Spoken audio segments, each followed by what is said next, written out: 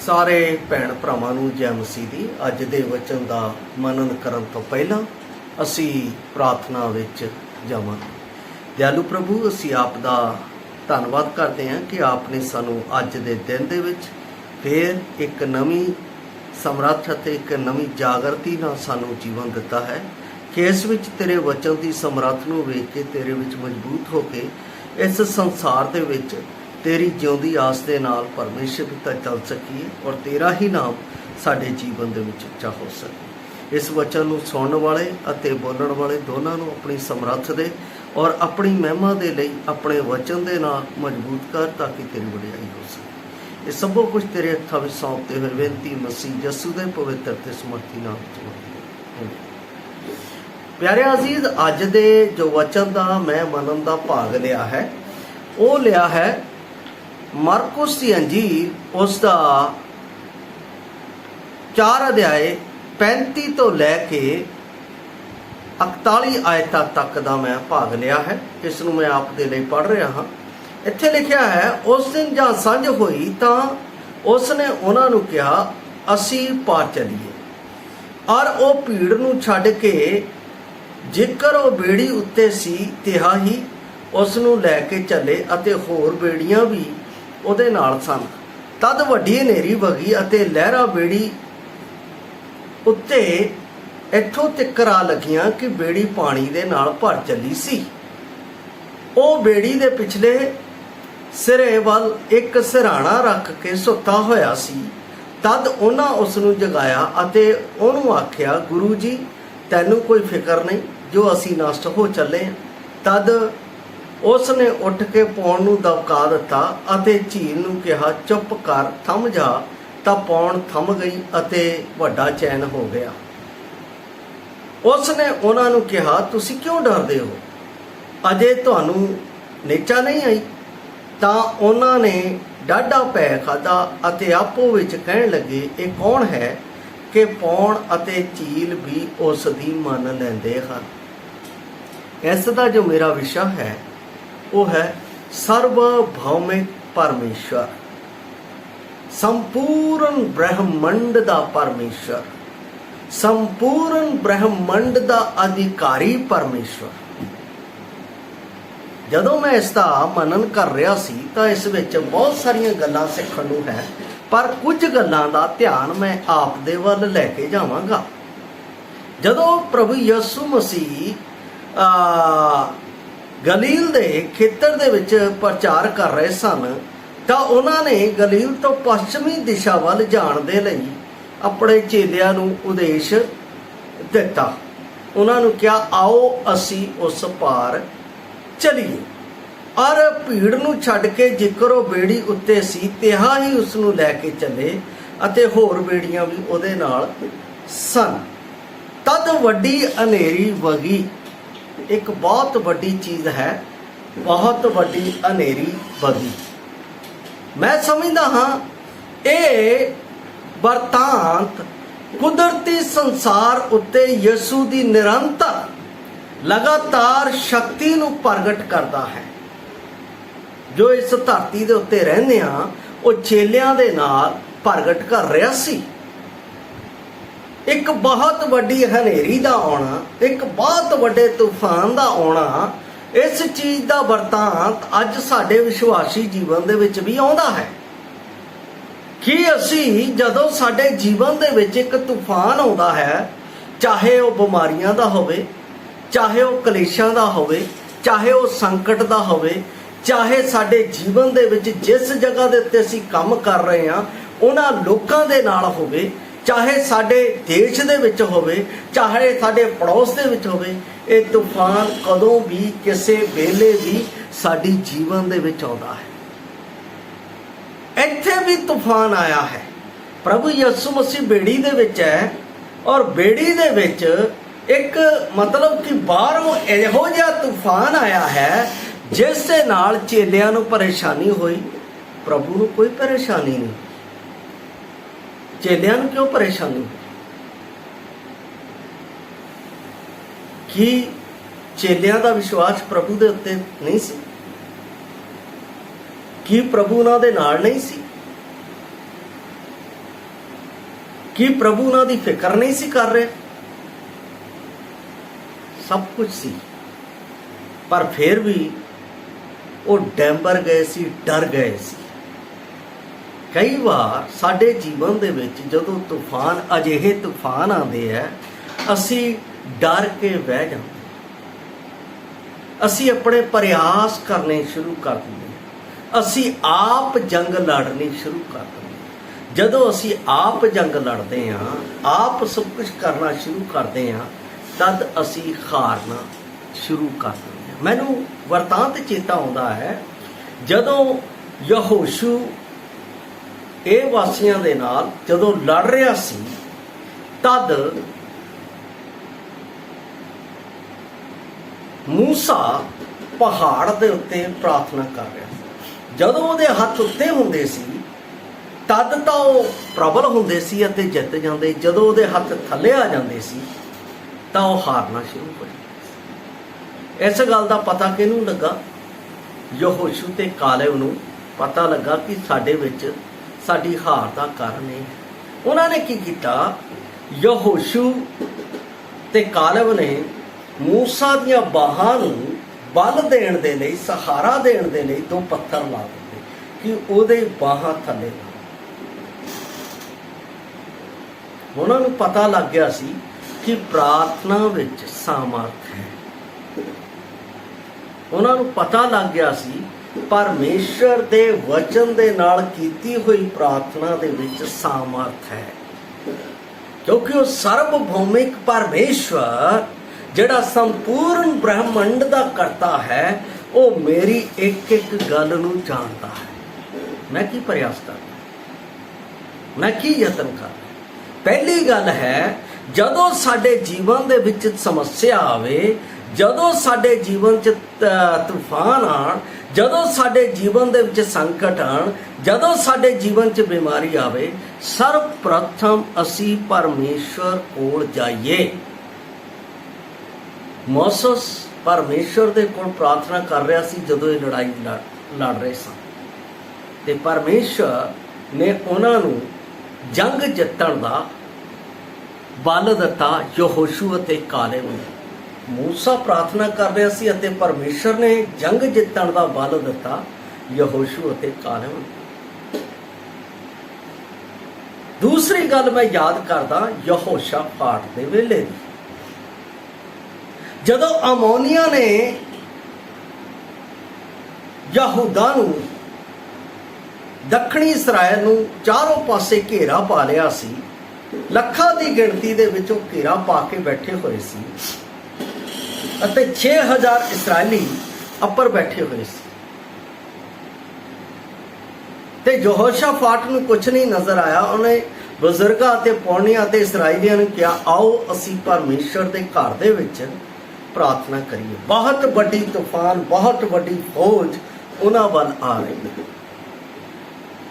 ਤੇ ਜਦੋਂ ਉਹਨਾਂ ਨੇ ਪ੍ਰਾਰਥਨਾ ਕੀਤੀ ਤਾਂ 20:15 ਦੇ ਵਿੱਚ ਇੱਕ ਆਵਾਜ਼ ਆਉਂਦੀ ਹੈ ਪਰਮੇਸ਼ਰ ਦੀ, ਕਿਹਨੂੰ? ਯਹੋਸ਼ਾਫਾਟ ਨੂੰ। ਯਹੋਸ਼ਾਫਾਟ ਇਸ ਵੱਡੀ ਭੀੜ ਤੋਂ, ਇਸ ਵੱਡੇ ਦਲ ਤੋਂ ਨਾ ਡਰ, ਯੁੱਧ ਤੇਰਾ ਨਹੀਂ ਪਰਮੇਸ਼ਰ ਦਾ ਹੈ। ਅਸੀਂ ਜਦੋਂ ਆਪ ਫਾਈਟ ਕਰਨਾ ਸ਼ੁਰੂ ਕਰ ਦਿੰਦੇ ਹਾਂ, ਪਰਮੇਸ਼ਰ ਦੇ ਉੱਤੇ ਨਿਰਭਰ ਨਹੀਂ ਹੁੰਦੇ ਹਾਂ, ਪਰਮੇਸ਼ਰ ਨੂੰ ਆਪਣੀ ਬੇੜੀ ਵਿੱਚ ਨਹੀਂ ਰੱਖਦੇ ਹਾਂ, ਪਰਮੇਸ਼ਰ ਨੂੰ ਆਪਣੇ ਵਿੱਚ ਨਹੀਂ ਰੱਖਦੇ ਹਾਂ, ਉਦੋਂ ਅਸੀਂ ਡੁੱਬਣ ਲੱਗ ਜਾਂਦੇ ਹਾਂ। ਅਸੀਂ ਰੋਲਾ ਪਾਉਣਾ ਸ਼ੁਰੂ ਕਰ ਦਿੰਦੇ ਹਾਂ, ਅਸੀਂ ਡੁੱਬ ਚੱਲੇ ਹਾਂ, ਅਸੀਂ ਮਰ ਚੱਲੇ ਹਾਂ, ਕੌਣ ਸਾਨੂੰ ਬਚਾਏਗਾ, ਕੌਣ ਸਾਨੂੰ ਛੁਡਾਏਗਾ? ਪਰਮੇਸ਼ਰ ਹੈ ਜਿਹੜਾ ਸਾਨੂੰ ਛੁਡਾਉਣਾ। ਜਦੋਂ ਇਸਰਾਇਲ, ਪੂਰਾ ਇਸਰਾਇਲ ਮਿਸਰ ਦੀ ਗੁਲਾਮੀ ਤੋਂ ਨਿਕਲ ਕੇ ਆ ਰਿਹਾ ਸੀ, ਲਾਲ ਸਮੁੰਦਰ ਦੇ ਕੋਲ ਟਿਕ ਗਿਆ ਤੇ ਪਿੱਛੇ ਫਿਰੌਨ ਦੀ ਸੈਨਾ ਸੀ ਤੇ ਅੱਗੇ ਲਾਲ ਸਮੁੰਦਰ ਸੀ, ਮੌਤ ਸੀ। ਕਹਿੰਦੇ ਆ ਨਾ, ਇੱਕ ਕਹਾਵਤ ਅਸੀਂ ਸੁਣਦੇ ਵੀ ਆ ਪੰਜਾਬੀਆਂ ਦੇ ਵਿੱਚ, ਪਤਾ ਹੈ, ਮੂਸਾ ਭੱਜਾ ਮੌਤ ਤੋਂ ਅੱਗੇ ਮੌਤ ਖੜੀ। ਇਹ ਕਹਾਵਤ ਇੱਥੋਂ ਆਈ ਹੈ, ਇਹਨੂੰ ਸਮਝਣਾ ਜ਼ਰੂਰੀ ਹੈ। पिछे भी मौत है, अगे भी मौत है। और इसराइलिया ने मूसा नूं कहना शुरू कर दिता, तू कित्थे सानू मरन दे लैके आ गया, सानू फिरौन दे गुलाम रहन दिंदा। तद मूसा ने कहा, अज तुसी परमेश्वर दे काम नूं वेखोगे। मूसा ने परमेश्वर दे वाल हथ करके प्रार्थना की, तो परमेश्वर ने कहा, जिहड़ा तेरे हथ दे विच मैं ढांगा दिता है ना तैनू दिशा निर्देश दे लई, तेरे सहारे दे लई, उस नूं पानी दे विच मार। जदों पानी दे विच मारिया गया मेरे प्यारे अजीज, तां असीं की देखदे हां? ਉਹ ਸਮੁੰਦਰ ਜਿਹਦੇ ਵਿੱਚ ਕਦੇ ਰਸਤਾ ਨਹੀਂ ਸੀ, ਜਿਹਦੇ ਵਿੱਚ ਕੋਈ ਜਾਣ ਦੀ ਸਾਡੀ ਜੁਗਤ ਨਹੀਂ ਸੀ, ਪਰਮੇਸ਼ਵਰ ਨੇ ਇਸਰਾਈਲੀਆਂ ਦੇ ਲਈ ਉਹ ਰਾਸਤਾ ਬਣਾ ਦਿੱਤਾ। ਕਿੰਨਾ ਵੱਡਾ ਪਹਾੜ ਸੀ, ਕਿੰਨਾ ਵੱਡਾ ਉਹਨਾਂ ਦੇ ਅੱਗੇ ਸਮੱਸਿਆ ਸੀ, ਕਿੰਨੀ ਵੱਡੀ ਉਹਨਾਂ ਦੇ ਵਿੱਚ ਇੱਕ ਪਰੇਸ਼ਾਨੀ ਸੀ, ਜਿਸ ਦੇ ਵਿੱਚੋਂ ਉਹਨਾਂ ਦੇ ਲਈ ਨਿਕਲਣਾ ਅਸੰਭਵ ਸੀ। ਹੁਣ ਇੱਥੇ ਚੇਲੇ ਵੀ ਸਮੁੰਦਰ ਦੇ ਵਿੱਚ ਹਨੇਰੀ ਦੇ ਨਾਲ ਡਗਮਗਾ ਰਹੇ ਆ। ਲਿਖਿਆ ਹੈ, ਇੱਥੋਂ ਤਿੱਕਰ ਆਪਣਾ ਲਹਿਰਾਂ ਲੱਗੀਆਂ ਕਿ ਪਾਣੀ ਨਾਲ ਬੇੜੀ ਭਰ ਚੱਲੀ ਸੀ। ਪਾਣੀ ਵੀ ਕੱਢ ਰਹੇ ਆ, ਯਤਨ ਵੀ ਕਰ ਰਹੇ ਆ। ਉਹ ਕਹਿੰਦੇ ਅਸੀਂ ਆਪਣੇ ਪ੍ਰਭੂ ਨੂੰ ਮੌਕਾ ਨਹੀਂ ਦੇਣਾ, ਅਸੀਂ ਆਪ ਹੀ ਇਹਦੇ ਨਾਲ ਆਪਣਾ ਕੱਢ ਕੇ ਉੱਥੇ ਤੱਕ ਪਹੁੰਚਾਂਗੇ, ਕਿਨਾਰੇ ਤੱਕ। ਪਰ ਉਹਨਾਂ ਦਾ ਵਾਸਨ ਜਦੋਂ ਨਹੀਂ ਚੱਲਿਆ, ਜਦੋਂ ਉਹ ਥੱਕ ਗਏ, ਜਦੋਂ ਉਹ ਆਪਣੇ ਆਪ ਦੇ ਵਿੱਚ ਹਾਰ ਮੰਨ ਗਏ, ਤਦ ਉਹਨਾਂ ਨੇ ਜਿੱਥੇ ਯਿਸੂ ਲੰਮਾ ਪਿਆ ਹੋਇਆ ਸੀ, ਪੂਰੇ ਦਿਨ ਦੇ ਵਿੱਚ ਜੋ ਕੰਮਕਾਰ ਉਸਨੇ ਕੀਤਾ ਸੀ, ਉਸ ਤੋਂ ਜਦੋਂ ਉਹ ਆਰਾਮ ਕਰ ਰਿਹਾ ਸੀ, ਤਦ ਉਸ ਨੂੰ ਜਗਾਉਣ ਲਈ ਉਹਨਾਂ ਨੇ ਯਤਨ ਕੀਤਾ। ਸ੍ਰਿਸ਼ਟੀਕਰਤਾ ਨੂੰ ਕੋਈ ਫਰਕ ਨਹੀਂ ਹੈ। तूफान आ रहा है, पानी भर रहा, कोई फर्क नहीं है। क्यों नहीं है फर्क? क्योंकि वो सृष्टि करता है, वो ब्रह्मंड का रचिता है। उन्होंने कोई फर्क नहीं, उन्होंने पता है की हो रहा है, इत्थे हुण की होना है, सब कुछ पता है। पर वो चेलियां नूं दसना चाहता है, जे तुहाडे विच मेरी मौजूदगी है तो ये तूफान तुहाडे जीवन दे विच थम जाणगे। जे तुहाडे विच मेरी मौजूदगी नहीं है, दूसरी गल है।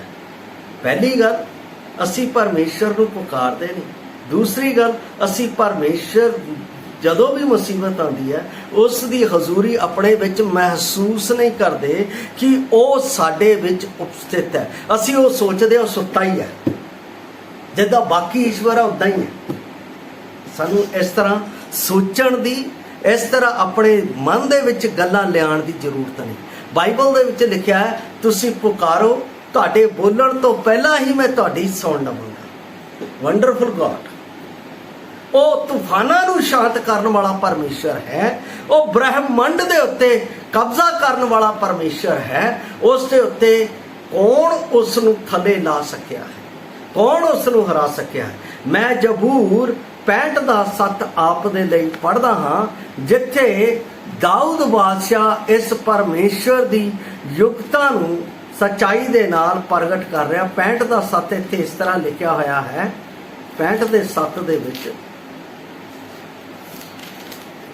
लिखिया है, तू समुद्रां दे रोले नूं अते उन्हां दीआं ठाठां दे रोले नूं अते लोकां दी हलचल नूं थमा दिंदा है। इस दे नाल 99 दा 9 भी मैं आप दे लई पढ़ रहा, जिथे परमेश्वर ठाठां नूं थमा दिंदा है। इत्थे लिखिया है 99 दा 9 दे विच, तू ही समुंदर दे उछाल उत्ते हुकूमत करदा है, जां ओदियां ठाठां उठ पैंदियां तां उन्हां नूं थमा दिंदा है। इस दे नाल मैं होर देखांगा, जबूर 107 दा 29 107 दा 29 दे विच इस तरह लिखिया है। ਇੱਥੇ ਲਿਖਿਆ, ਉਹ ਤੂਫਾਨਾਂ ਨੂੰ ਥਮਾ ਦਿੰਦਾ ਹੈ ਅਤੇ ਉਹਨਾਂ ਦੀਆਂ ਲਹਿਰਾਂ ਚੁੱਪ ਹੋ ਜਾਂਦੀਆਂ। ਪਰਮੇਸ਼ਰ ਜਦੋਂ ਕਹਿੰਦਾ ਹੈ ਤਾਂ ਇਸੇ ਤਰ੍ਹਾਂ ਹੋ ਜਾਂਦਾ ਹੈ। ਔਰ ਨਵੇਂ ਨਿਯਮ ਦੇ ਵਿੱਚ ਦੇਖ ਲਓ, ਉਹਦੀ ਸੱਚਾਈ ਉਹਦੇ ਚੇਲਿਆਂ ਦੇ ਅੱਗੇ ਅਤੇ ਮੇਰੇ ਅੱਗੇ ਅਤੇ ਆਪ ਸਭ ਦੇ ਅੱਗੇ ਬੜੀ ਸੱਚ ਹੈ ਕਿ ਉਹ ਕਿਸ ਤਰ੍ਹਾਂ ਸਾਡੇ अंदर दे उठदे तूफान नूं, साडी अंदर दी वाशना नूं किस तरह वो शांत कर दिंदा है। प्यारे, जे असी परमेश्वर दे विच यसु मसीह नूं अपने विच रखिया है, या यसु मसीह इस मंदिर दे विच है, तो हर एक तूफान शांत हो जाएगा, तो हर एक रोड़ा थम जाएगा। पर की अपने विच ये महसूस करते हैं, ये तूफान मेरे विच थम सकता है कि यसु मसीह मेरे विच है या नहीं? ये सच्चा विश्वास जब तक मैं नहीं अपने विच करदा, उदों तक कोई तूफान थम नहीं सकता। मैं पिछले दिनों दे विच काफ़ी बीमारी दे विच हो के लंघिया, बहुत सारिया समस्या आईयां, बहुत सारे आप भरावां ने भैणां ने प्रार्थनावां कीतियां, और प्रभु ने उस तूफान जिहड़ा लगातार वग रहा सी शांत कर दिता। पर इस दा शांत होने का कारण कि जिन्ना चिर परमेश्वर सानू अपनी महिमा दे लई इस्तेमाल करना चाहता है, वो इस जीवन नूं अपने नाल लैके चलना चाहता है। जिस तरह चेले बेड़ी दे विच सी, चेलियां नूं पता नहीं सी कि सानू लैके चलण वाला साडा परमेश्वर है। वो सोच रहे सी असीं उहनूं लैके चल रहे, पर जदों उसने उठ के संपूर्ण ब्रह्मंड का अख्तियार उन्होंने विच प्रगट किया, उसने की किया? चुप कर, थम जा। सिर्फ दो ही शब्द यूज किए हैं, चुप कर, थम जा। अते तूफान भी शांत हो गया, लहरां जड़ियां ठाठा मारदियां पानी दियां वो भी थम गई। नहीं तो अक्सर देखो जिसले तुसीं गड्डी दी ब्रेक लाते इक्को दम नहीं रुकती है, ब्रेक लगती है, और तूफान भी इक्को दम नहीं रुकता है, थमदा थमदा है। पर इत्थे सृष्टि करता जे कहता है तो उत्थे ही रुक जाता है, क्योंकि वो उहदा करता है, वो ही कर सकता है काम, कोई होर काम नहीं कर सकता। इस करके जे साडे जीवन दे विच, मेरे जीवन दे विच सृष्टि करता है, सृष्टि करता यसु मसीह जीवंत है, तो मेरे हर एक तूफान नूं शांत करन दी, हर एक तूफान नूं मेरे विचों दूर करन दी, हर एक बांह बरोले नूं मेरे विचों उसे वेले उस नूं थमाउण दी शक्ति रखता है। मेरे विच ये विश्वास होना चाहिए कि संपूर्ण ब्रह्मंड का करता मेरे विच है। बाइबल दे विच पहला कुरिन्थियों 3:16 दे विच पौलुस रसूल की कहना कि तुसी नहीं जानते कि तुसी परमेश्वर का मंदिर हो, ते परमेश्वर का आत्मा तुहाडे विच है, उहदी हैकल हो तुसी, और वो तुहाडे अंदर है। जो तुहाडे अंदर है तो उहनूं हमेशा रिमेंबर करो, और उहनूं अपने उहदे अगे अपने आप नूं समर्पित करो। उहनूं कहो परमेश्वर हुण मैं नहीं, तू मेरे विच जिंदा, तू मेरे विच होके चल। फिर देखो हर जिंदगी का तूफान तुहाडे विचों निकल जाएगा, कि दूर हो जाएगा, तुहाडे मनां दे विच शांति होएगी, अशांति नहीं होएगी। सिर्फ इस गल नूं अपने विच कहना है कि परमेश्वर तू मेरे जीवन का राजा है, तू मेरे विच है, मैं तेनू हर वेले हर घड़ी तेनू याद करदा। इस जीवन नूं तू चला, मैं नहीं चलाना। जिद्दां चेलियां ने सोचिया असीं चला के असीं पानी कढ देवांगे, असीं प्रभु नूं उत्ते पहुंचावांगे, नहीं, प्रभु ने शांत किया तां ओह बेड़ी किनारे पहुंची। जे प्रभु साडे विच है तो असीं किनारे पहुंचांगे, जे प्रभु साडे विच नहीं है तो असीं किनारे नहीं पहुंच सकते, असीं उत्थे ही हां, असीं अगे नहीं वध सकते। अगे वधण दे लई परमेश्वर ने मेरे विच अपने पुत्र यसु मसीह नूं दिता है, जिहड़ा हर घड़ी हर वेले मेरे नाल है। जिन्हें कहा मत्ती 28:20 दे विच, युग दे अंत तिकर सदैव मैं तुहाडे नाल हां। जे वो मेरे नाल है तो मैनू किसी गल का डर नहीं, मैनू किसी गल का फिक्र नहीं। इसलिए अपने आप नूं अपने सृष्टिकर्ता सर्वभौमिक परमेश्वर के प्रति अपने आप नूं समर्पित करके रखो, तो परमेश्वर तुहाडी जिंदगी दे हर एक ਤੂਫਾਨ ਨੂੰ ਸ਼ਾਂਤ ਕਰ ਦੇਵੇਗਾ। ਜੇ ਪਾਪ ਦਾ ਤੂਫਾਨ ਹੈ ਤਾਂ ਉਹ ਆਪਣੀ ਜ਼ਿੰਦਗੀ ਦੇ ਨਾਲ, ਜਿਹੜਾ ਉਹਨੇ ਕੈਲਵਰੀ ਕਰੂਸ ਦੇ ਉੱਤੇ ਮੇਰੇ ਲਈ ਜਾਨ ਦੇ ਕੇ ਪ੍ਰਗਟ ਕੀਤਾ, ਉਸ ਮਾਫੀ ਦੇ ਨਾਲ ਤੁਹਾਡੇ ਜੀਵਨ ਦੇ ਵਿੱਚ ਪਾਪਾਂ ਦੇ ਉਸ ਸਮੁੰਦਰ ਨੂੰ, ਪਾਪਾਂ ਦੇ ਤੁਹਾਡੇ ਉਸ ਤੂਫਾਨ ਨੂੰ ਆਪਣੀ ਕੁਰਬਾਨੀ ਦੇ ਲਹੂ ਦੇ ਨਾਲ ਸ਼ਾਂਤ ਕਰ ਦੇਗਾ ਅਤੇ ਤੁਸੀਂ ਆਪਣੇ ਮਨਾਂ ਵਿੱਚ ਸ਼ਾਂਤੀ ਪਾਓਗੇ। ਕਿਉਂਕਿ ਇਹ ਪਾਪ ਸਾਨੂੰ ਕਦੇ ਵੀ ਸ਼ਾਂਤ ਨਹੀਂ ਰਹਿਣ ਦਿੰਦਾ, ਅਸ਼ਾਂਤੀ। ਇਸ ਲਈ ਆਪਣੇ ਜੀਵਨ ਦੇ ਵਿੱਚ ਯਿਸੂ ਮਸੀਹ ਨੂੰ, ਸੰਪੂਰਨ ਬ੍ਰਹਿਮੰਡ ਦੇ ਕਰਤਾ ਨੂੰ ਲਿਆਓ, ਜਿਹੜਾ ਤੁਹਾਡੀ ਜ਼ਿੰਦਗੀ ਨੂੰ ਸ਼ਾਂਤੀ ਦੇ ਨਾਲ ਆਪਣੀ ਜਿਉਂਦੀ ਆਸ ਦੇ ਵਿੱਚ, ਆਪਣੀ ਉਸ ਮੰਜ਼ਿਲ ਦੇ ਵਿੱਚ ਲੈ ਕੇ ਜਾਵੇਗਾ ਜਿੱਥੇ ਉਹ ਆਪ ਵਿਰਾਜਮਾਨ। ਪ੍ਰਭੂ ਆਪ ਨੂੰ ਇਸ ਵਚਨ ਦੇ ਨਾਲ ਆਸ਼ੀਸ਼ ਦੇਵੇ। ਮਾਰਾਨਾਥ।